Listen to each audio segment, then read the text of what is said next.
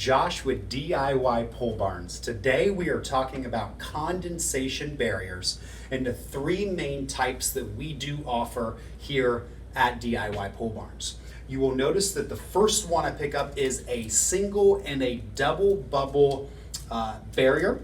You'll notice on the back side of this, it is reflective to help reflect heat. We'll get a close-up of this so you can actually see it is exactly as it sounds. You have a single bubble layer or a double bubble layer.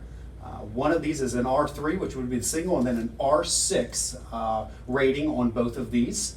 We also have a new popular upgrade, which is the Condensation Stop. This is actually placed directly on your roof panel. So it is less build time and it allows things to go a lot quicker and it's a lot cleaner. And you can actually notice here, I'll slide this over to get a close-up of it. You'll actually notice it is placed directly on that panel, glued to it, so a great and easy install.